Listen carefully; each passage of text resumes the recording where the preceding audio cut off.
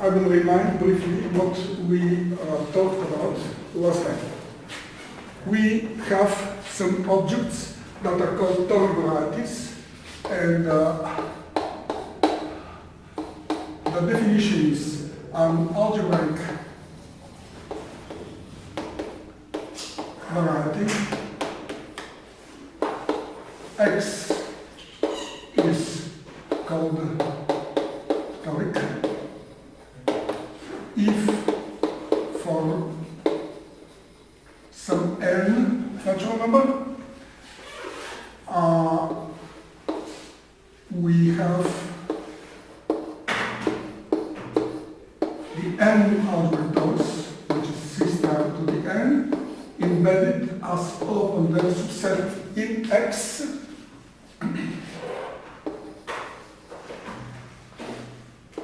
in such a way that the action of Tn on itself, which is as follows: T1 to Tn acts on X1, Xn to produce T1 X1, etc., Tn Xn. This action extends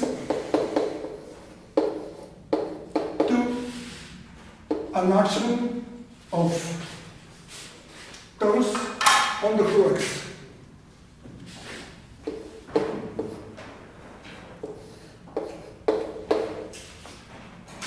So I frequently will omit the index n and will write T. When this variety is affine, we call it affine toric variety. The goal last time and today was and is to introduce some, in fact, two pictures from combinatorial geometry, from the convex geometry of rational codes and defines, in such a way that they will reflect the features, the geometric structure, and the relation, I would call it the behavior of these spaces, the toric varieties, with respect to other varieties, in particular with respect to other toric varieties, to reflect in appropriate, complete way.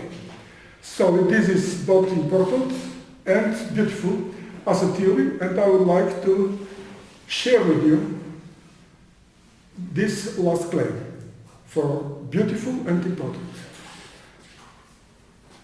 So, we continue with the first point, with the first part of today's lecture. This is to remind what we did last time. We have fixed n, and we get Rn, we get its dual space, the Rn dual, and we get T, which is Tn, the algebraic enters. We would like to connect somehow the combinatorial geometry in these two spaces with the algebraic geometry of this space. Then I would like here, for people that are not so familiar with algebraic geometry, that this is associated with the ring, C of x1, x1 inverse, etc., xn inverse. In algebraic geometry, they write it frequently. Spec of this ring is equal to Tn, and this is, of course, C of x1, y1, etc., xn, yn, modulo the ideal generated by xi, yi minus 1 for I for 1 to n. So the space associated to this ring. So we'd like to express the relations between the rings and algebraic varieties in terms of combinatorial geometry. For that, we define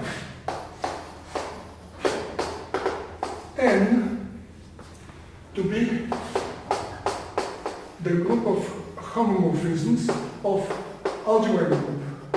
Remember, algebraic group, this is a group that has a structure of an algebraic variety, so that the operations on it are morphisms. So this is from C star into C star to the N that are given in the following way. As a set, this is the set of all morphisms that will send to T from C star.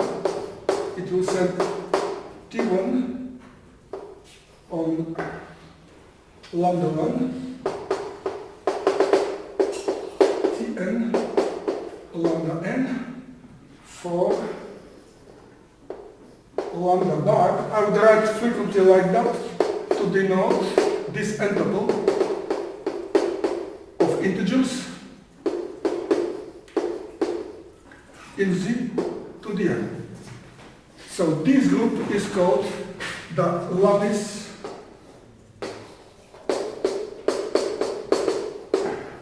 of one parameter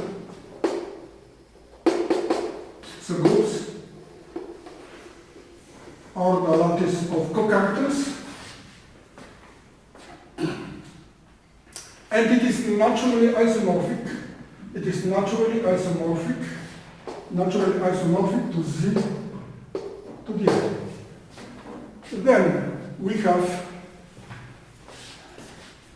M, which is defined to be, we continue the definition, it's defined to be the lattice of all homomorphisms as algebraic groups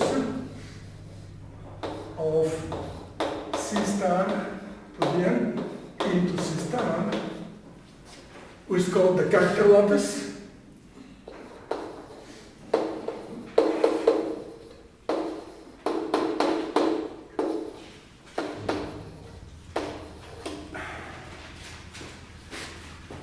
Which acts like that. To T1, Tn, so it is the set of all these homomorphisms of algebraic groups. It sends P, the product of Ti on Ui, I for 1 to n, for some U, Un in Z to the n. Does everybody see well here the writing? Do you see it well? Okay, no problem, good. Again, this is naturally isomorphic to Zn. And moreover, we have a pairing. Pairing that you understand that if we take something like that and pass it to this n tuple, and then this n tuple we pass it to this object in C star, we will get T goes to the sum of the product, scalar product of lambda bar with U bar. So we have a pairing of, I will write it n cross m into Z, which sends lambda bar U bar, sends it to the scalar product like that. In that way, we see that M is isomorphic to N2. And here, I have once chosen some basis in this space. I have, of course, Zn, the lattice. What is a lattice? Lattice is a free abelian group of rank n. Right? Over Z, free abelian group. Module over Z. So I have here a Rn. In place of this, I have here a Zn contained in Rn. I want to represent it as a tuple, but in place of this Zn, I would like to put through this isomorphism through this isomorphism, I would like to put n. And here in the dual space, through this isomorphism, I would like to put m and take these two as mutually reverse pictures in the combinatorial geometry. So we will start to build some stuff in this and in that in a parallel way, and to figure out as much as possible from the geometric features of the torus or the toric variety of an open affine toric subset of the toric variety, etc., we will try to reformulate them, to translate them into the terms of the language of cones and fans in these spaces.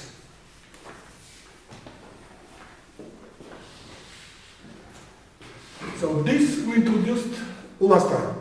I would like to say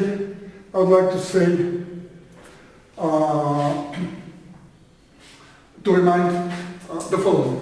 If I have a conval sigma in, I will write it Amer.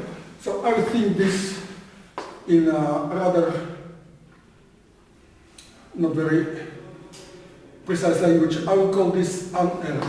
So this is simply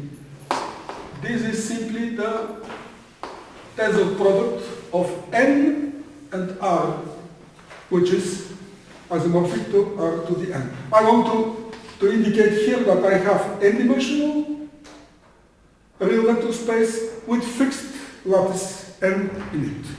I will take n to be the lattice. So it is, of course, z to the n, but it's isomorphic to n, so I could think n is in it. So, taking a rational convex polyhedral cone, that is cone which all edges are defined by elements of the lattice n. I have that its dual cone is the set of all v in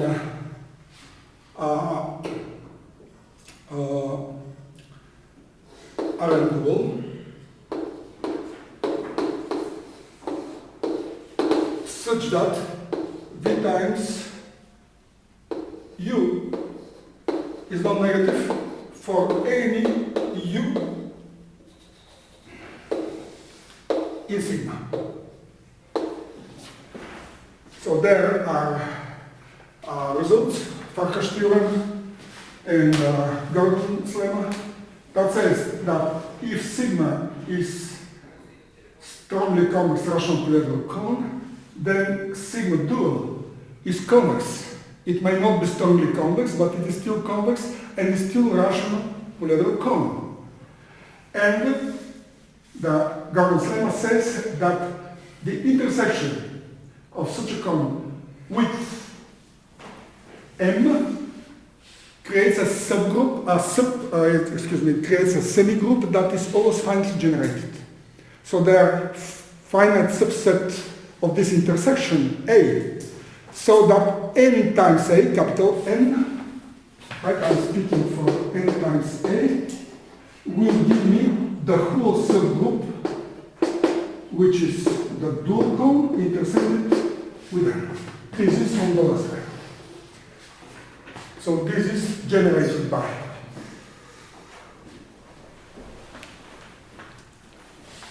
Any questions? This was for the last time. So I guess now the things are a little bit more clear than they have been last time. If you have remarks or questions, please ask. We continue with the second part.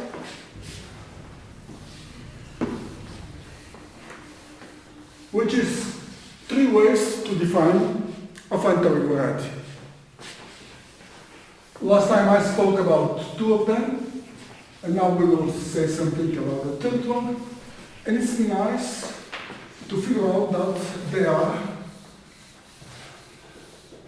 complementary to each other in the sense that each one gives some information that could be useful for describing the behavior. So 3 ways to define an affine toric variety. First, from affine semigroups.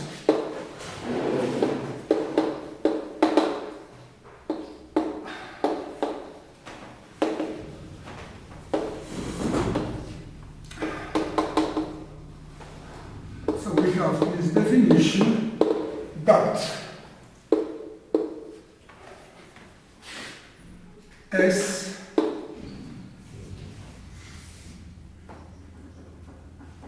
is called affine semigroup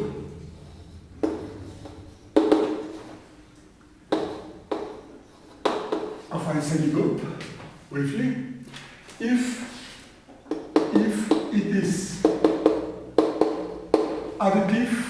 additively written, the law of composition is additive, so commutative, in particular commutative, monoid, that is the unit element will be denoted by 0.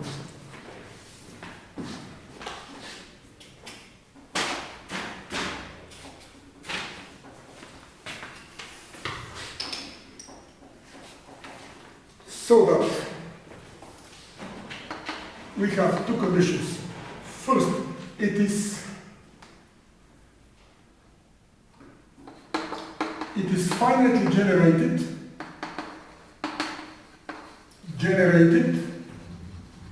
in the sense I mentioned a few minutes ago by a set S subset of S.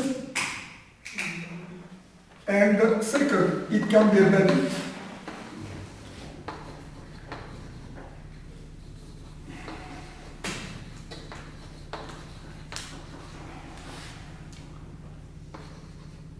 in a lattice M. Then we call it affine semigroup. So we define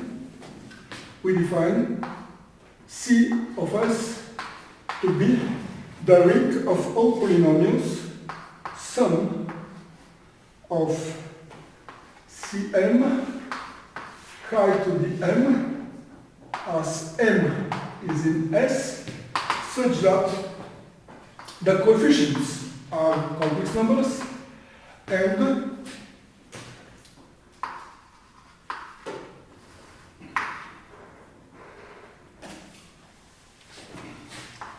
I will write briefly almost all 0. So all but finitely many of them are 0. Let me pay some attention to this symbol I didn't explain carefully last time. High to the M, we visualize it in the following way. As it can be embedded in a lattice M, this lattice is in some n-dimensional real vector space. So if M is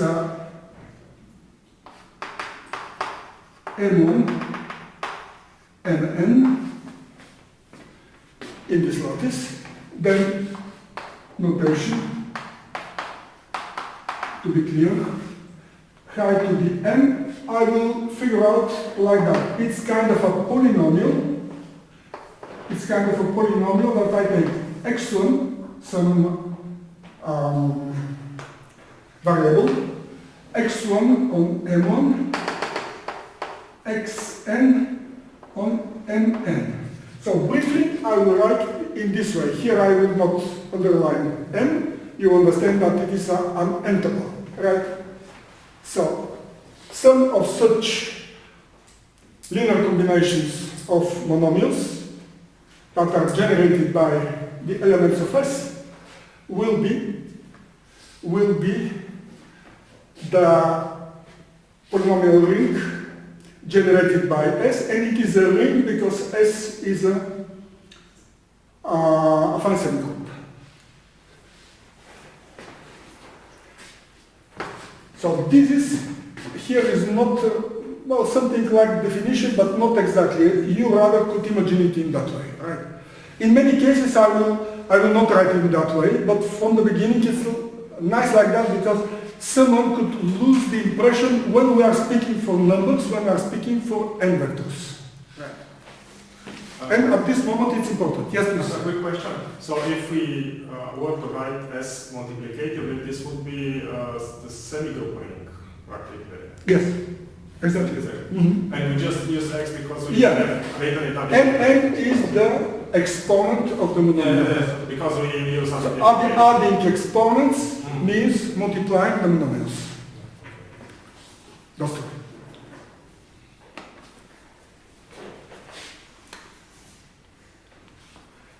Then, the corresponding space I mentioned last time, I would like to avoid again the notation spec of this ring, but for algebra geometers it's clear. The ring we defined like that defines in a unique way an algebraic variety, which is called the affine toric variety. So, CS is associated with the affine toric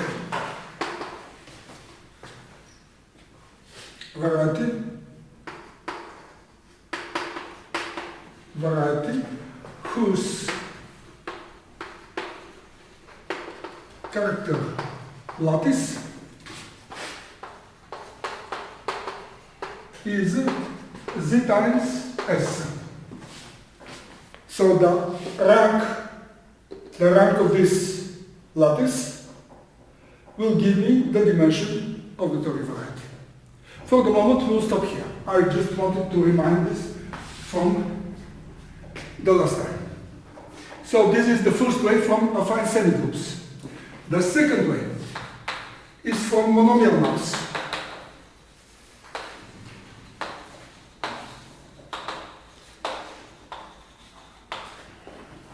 And then we'll give third ways, and then we'll show how they're related.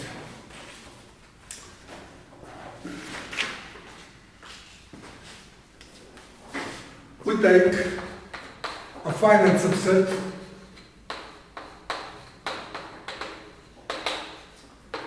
which is equal to n1 to ns. And then this will define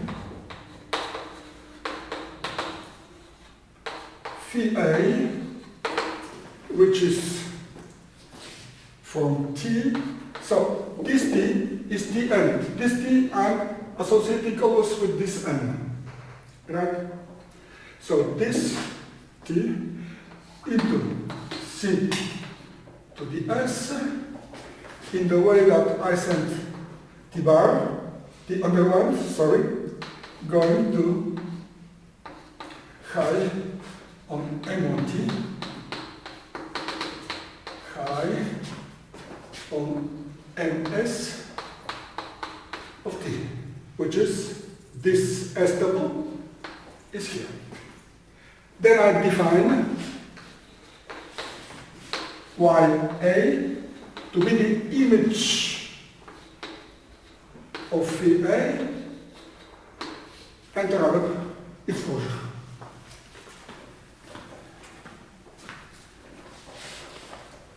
It has, this variety has a character lattice expressed by A again.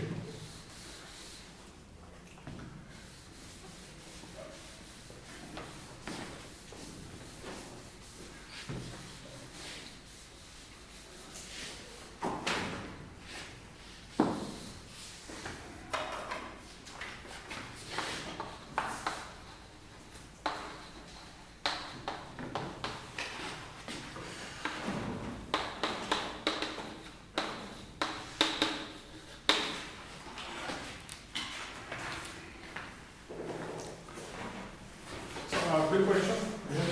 Yes, sure. Because you used so the symbol here is not just formally it's not just a formal symbol, but it is a product of projections. So basically, you're using x1 and xn as projections, as dual vectors. Because you take t and then you substitute t in it. So okay, is this again, I repeat, this is not formal definition, right? This is the way we could think about it in some down-to-earth way. You think about high m as an abstract symbol which corresponds to n and has multiplicative behavior. Yeah, sure. That's it. I mean everything. Don't think about that particular reason I put on these variables. Yes, but not yet. This will come. Yes, but you evaluate the symbol at t. You take a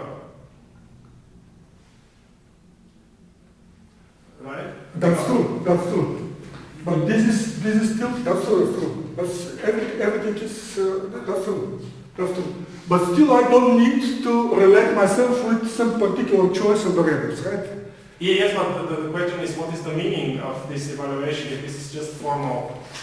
So my understanding was that, that formal variables x1 and xn are usually thought of as questions. Good. So m1 is equal to, I write a1 to a n. T is equal to T1 to Tn, and high n1 of T is equal to the product of Ti on Ni from 1 to n. That's it. Yeah, exactly. So x1 and xn are just functionals. Okay. In that sense. Okay. Yeah.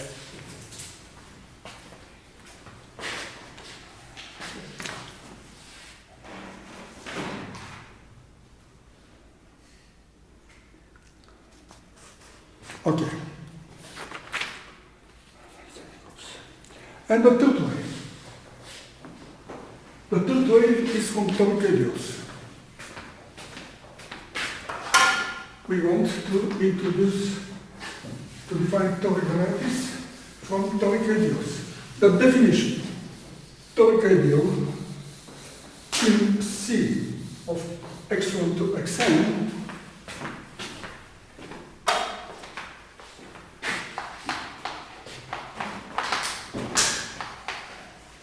toric radial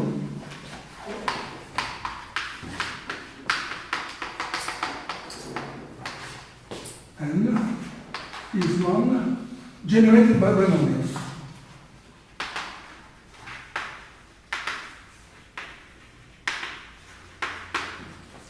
So we will use the last representation. So having a finite set A subset in M, we saw that there is a morphism from T to C S to the affine space of dimension S phi L. So moreover, here I'm not going to prove the things. They are not so difficult, but it will take quite a much of time. So rather I will formulate how this happens. So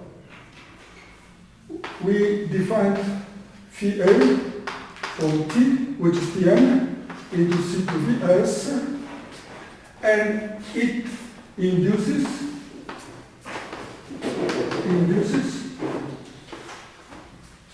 a reverse map on the character lattices. I will call it phi A cat on Z to Bs into M given by, so I have A underlined, A1 to A S goes to the sum of AI, MI from 1 to S, which is here. Then we have the following theorem.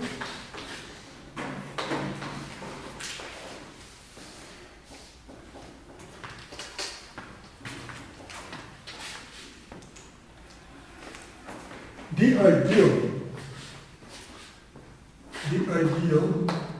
I will call it the ideal of y. Okay? Remember that this is the closure of this map here. The ideal of y is generated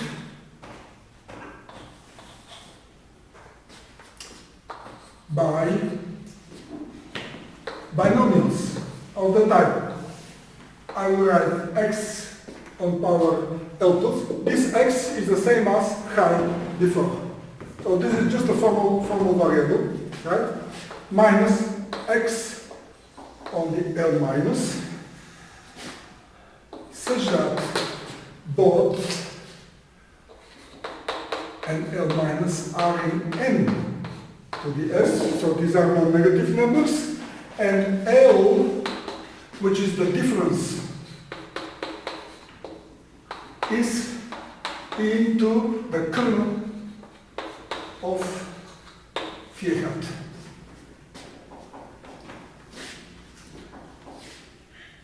So this could be written again, in other words, it is generated by all binomials xa minus ba, minus xb,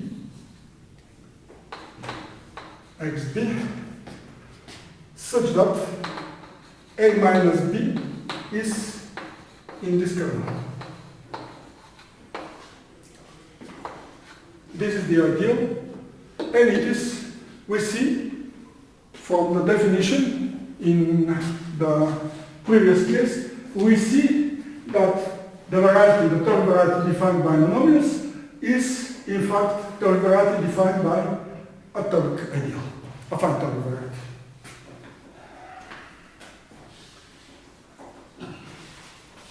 This is the monomial map, right?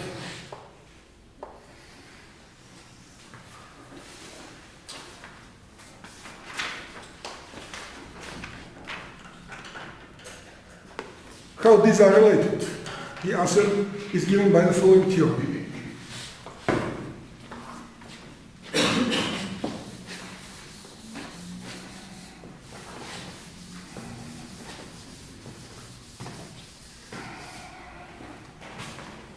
The following theorem. It says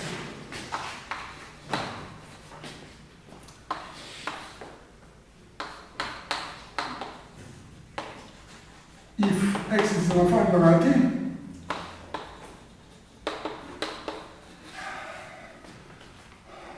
over the complex numbers as usual, the following are equivalent. First, x is affine toric.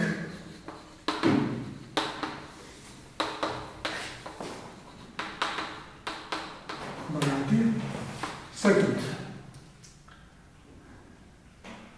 x is isomorphic to ya for some finite subset A in M. Third, the ideal of x is toric ideal. And finally, x is spec of CS that is corresponds to this ring for some affine subgroup S. So we see that these are four different ways to define and work with toric varieties. This is what I would like to say. Last time we finished the remind, so it is these three ways. And now it's time for, of course, for examples. First, I'm asking if there are some questions, something unclear. Ask, please. You mean sum of each subgroup S or semi? Say it again? In point 4, do you mean undefined semi-group or undefined? For some affine subgroup S affine. Affine sub-semigroup. I'm sorry. Sub-semigroup, excuse me. Sub-semigroup. Sub-semigroup S. Sorry.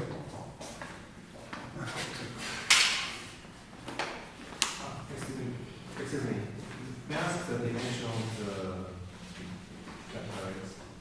May I ask the dimension of the affine variety vectors? In which case?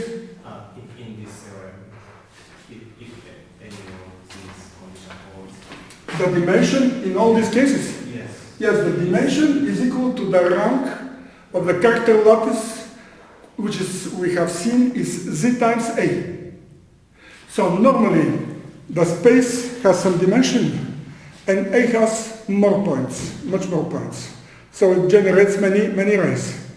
The rank of the lattice it will generate is the number of Z linearly independent vectors in this subset, and this rank will be because it is in M in the dual picture, it will be the dimension of the toric variety YA. I didn't prove this, but if you are interested, you tell me, I will prepare the proof, it's not a big deal. Not at all.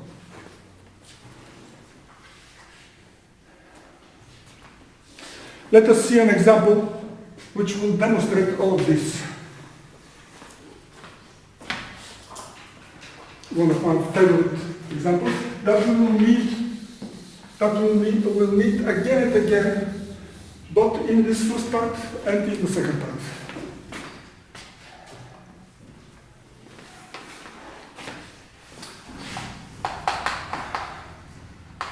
Example. So I start with cone, I draw it last time.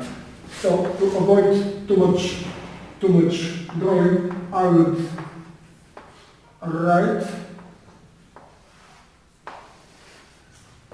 the dual cone like that.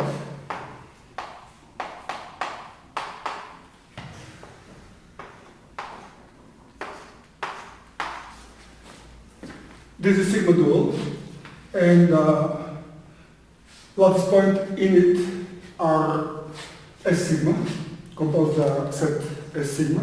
So we have phi defined by A. So this is, it is easy to see that these 3 points are generators of the subgroup sigma of the semigroup, affine semigroup sigma intersected with M. Right? So this is defined in the following way. It is a map from Z3 into M. Here is M, the two-dimensional picture. Z3 is the number of the elements in A, so this I would say is the set A.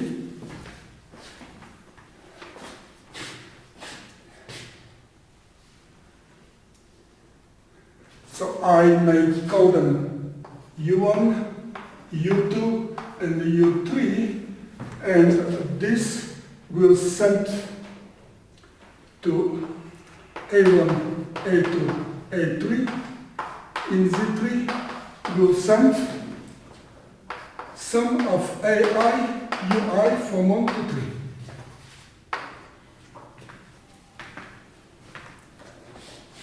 Now it is easy to see that the kernel of phi A hat is generated by the following relation. It's easy to see that this vector plus this vector gives me that one, which is 2 times U2. So I have U1 plus U3 minus twice U2. And by the discussion before, this will give me the toric ideal of the corresponding variety. to be x on u1, x on u3 minus x on u2 on a square. Or, as usually it is written, xz minus y squared equals to 0, which is the A1 surface singularity. Singularity. When we take A2 and we take equivalence relation, x comma y equivalent to minus x comma minus y, and we want to see what is the quotient, then the quotient is this variety. This is called A1 surface singularity because its ring is generated, as we'll see a little bit later, is generated by the monomials that don't change under the action of mu2, the multiplicative subgroup generated by +1 minus 1. Generated by minus 1, sorry.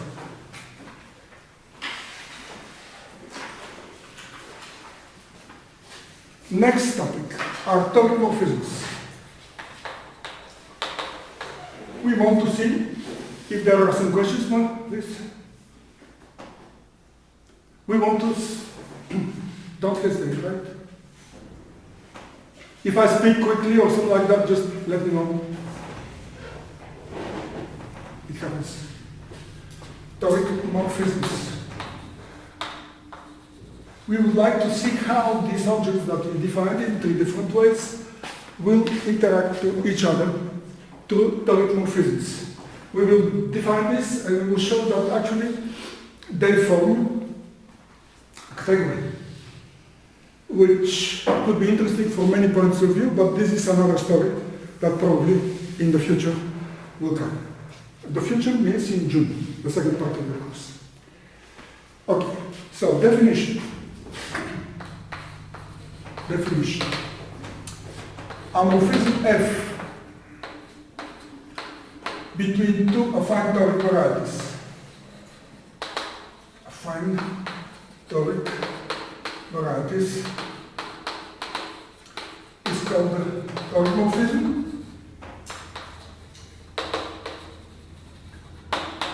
if it is defined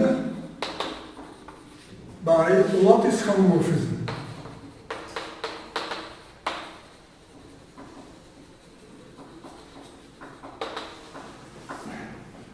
Phi of n prime into n such that the image of sigma intersected with n prime is contained in sigma intersected with n.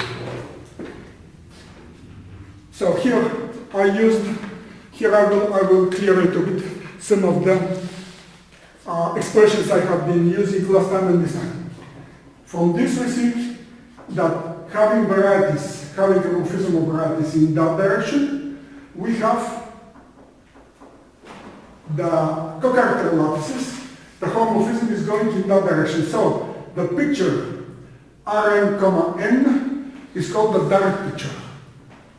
Because all the things, so it creates a covariant filter, defined in an appropriate way. So the bigger is the variety, the bigger is the cone in that picture. If we use the other picture, Rn dual, m, it creates the things in the opposite direction, and there the bigger is the variety, the smaller is the cone. Right? So this is what I meant last time when I spoke about the covariant and covariant pictures. Sometimes people say direct picture and non-direct picture. It's just an impression, an expression. Both of them are useful.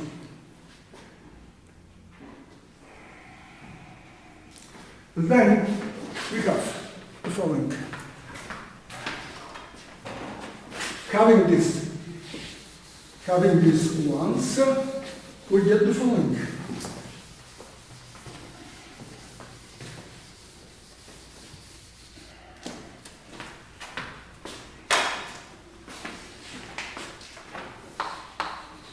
Then, first, we get the dual phi, which is on the dual lattices, right? Phi is on the co-characters and phi dual is on the character lattices. Second, this gives me S sigma. You remember that this is sigma dual intersected two times into S sigma prime affine semi-group homomorphism. Then we get A sigma into A sigma prime. So this is, it was by definition last time, this is C of S sigma prime. And here in a similar way, C of S sigma. So this is C algebra homomorphism. And finally we get F of X sigma prime into X sigma, again reversing the direction of X sigma, which is an equivariant morphism.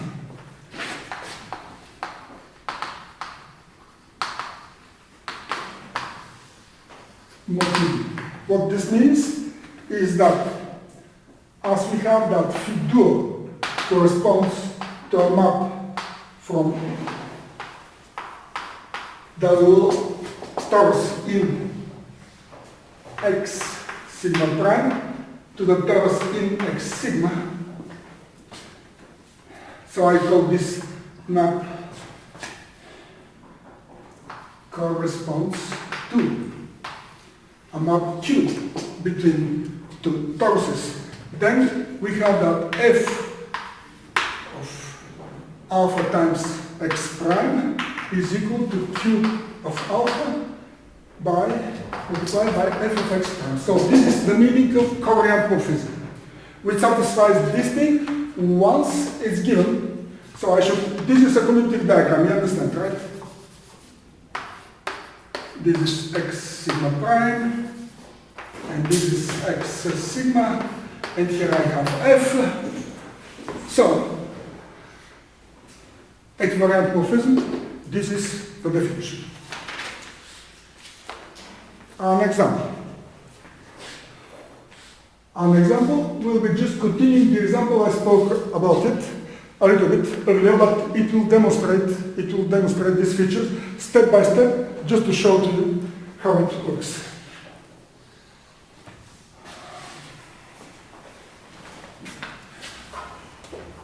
Any questions?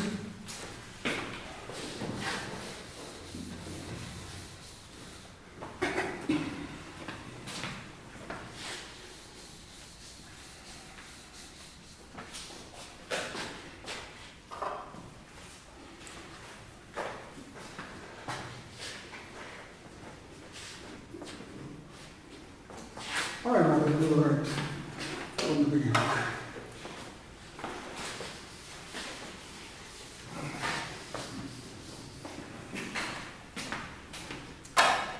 So suppose I have, example, suppose I have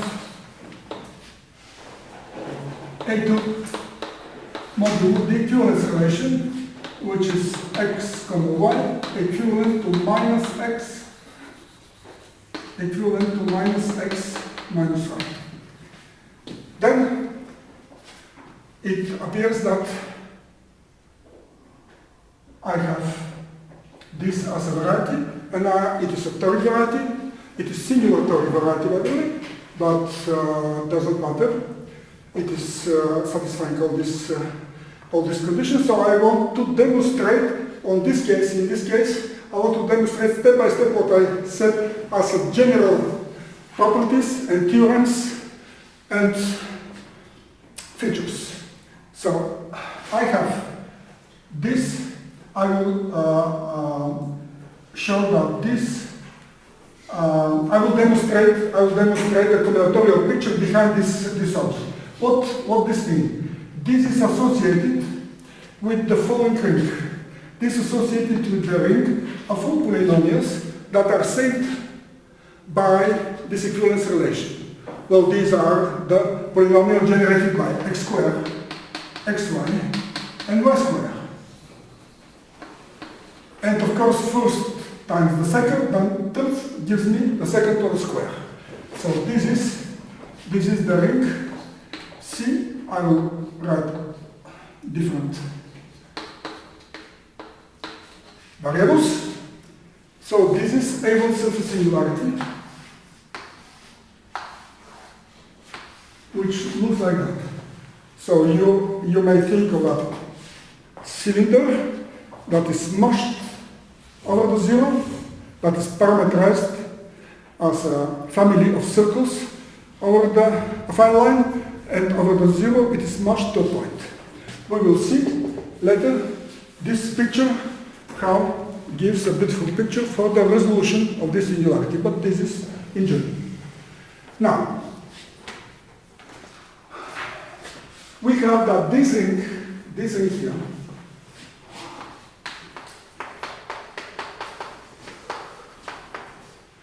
is embedded in C of xy, which is the ring associated to A2.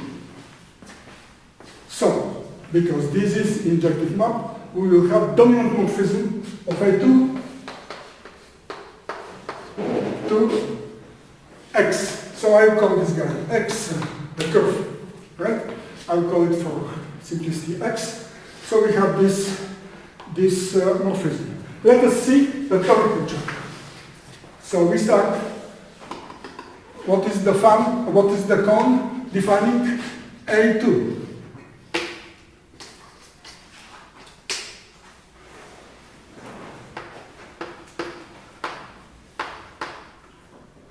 So this is the cone defining A2, and by phi it goes to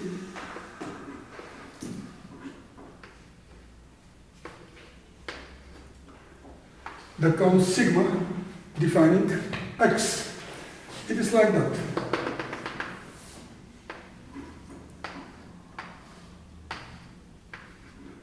And this is 2 minus 1, and this is 0, 1.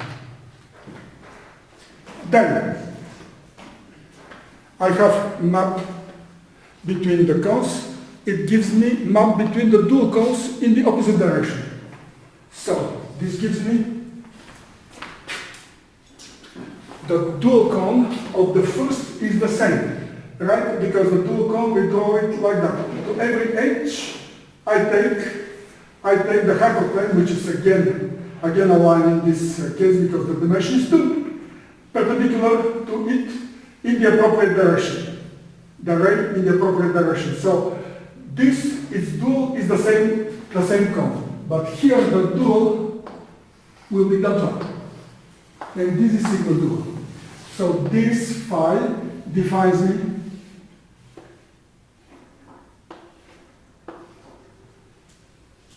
phi dual.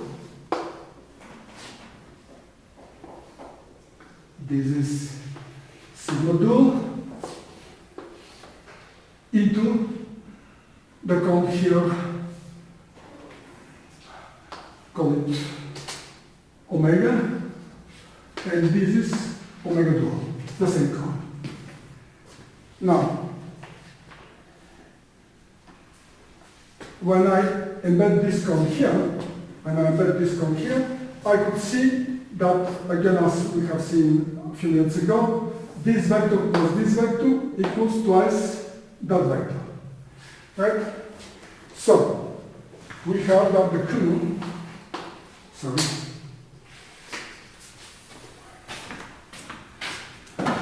that the cone of the map on the co-character lattices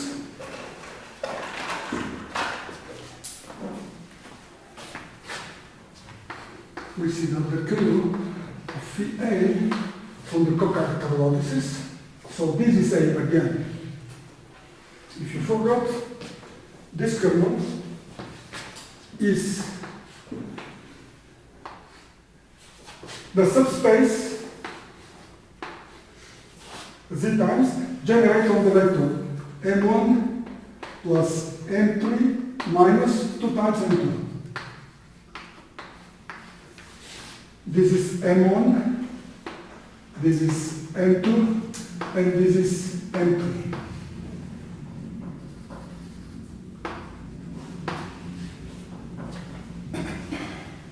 And the toric ideal is high on M1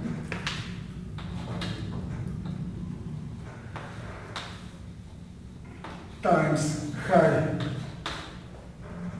on M2 minus high on twice M3 or M3 on a square.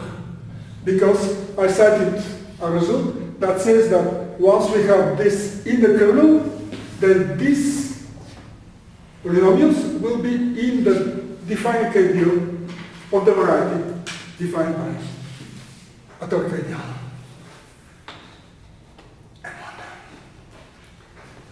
So of course, this is when I put this u and this v and this I put w. So I get u times v minus w squared, as we would like to see. Okay, so this is again this example. So this will be useful. It is a non-trivial example. For it is simple, it is well understood, and it is also useful because it is not so good. In particular, it is singular. It has a singularity here. So we want to express some of the properties, or I said properties, but it's more correct to say the features of toric varieties, of toric varieties, in terms of the corresponding combinatorial pictures that are behind them. And this is the next topic in the last 5 minutes. And I will stop.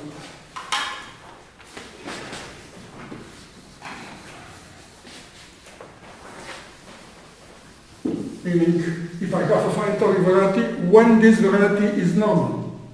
If I have a fine toric variety, when this variety is smooth, in terms of the combinatorial picture that is behind it. Either the direct or the indirect one.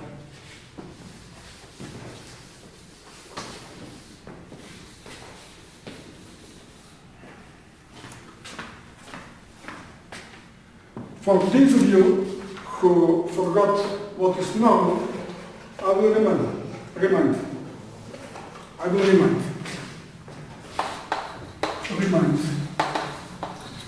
So I have R, a domain, is integrally closed.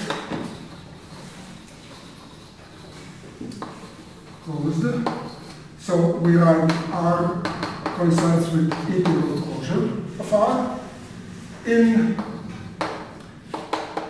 its field of fractions.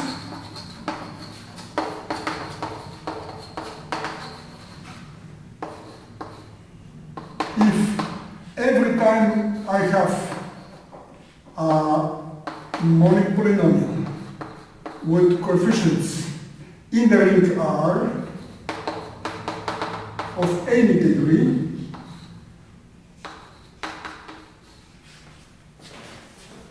anytime I have such a polynomial, its solutions in K will be in R. So this is integrally closed. So it seems that a variety for which any local ring is integrally closed is called a normal variety. So we are interested in the definitions we gave today, in which cases toric variety is a normal one. And it is given by the following proposition.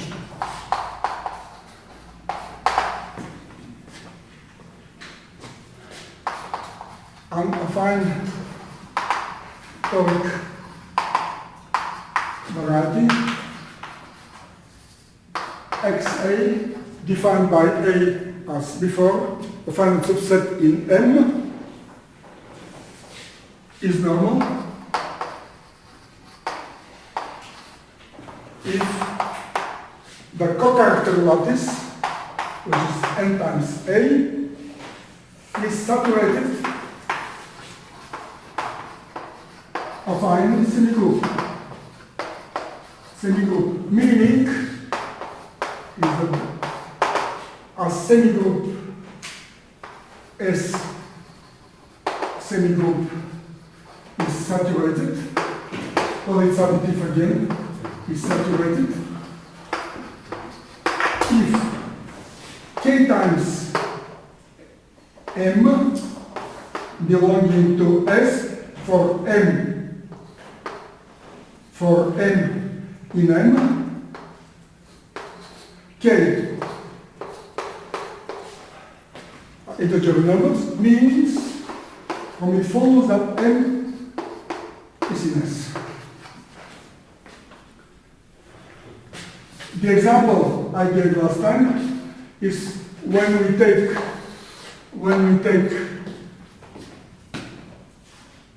the one-dimensional array and we skip first position and take all other positions. So as monomials, it is generated by t squared and t cubed, and it gives me the variety y squared minus x cubed equals to 0, a curve in A2, which is of course the curve. And it is not normal, because I have 5 is here, but 1 is not. So this is here, but this is not. So it is if and only if. This is if and only if. And A is a saturated affine semigroup. Okay. I'll rather stop here for not to exploit too much your patience. Thank you very much for your attention. Do you have some questions or remarks, comments, additional information? Anything is welcome. If not, thank you for your attention again.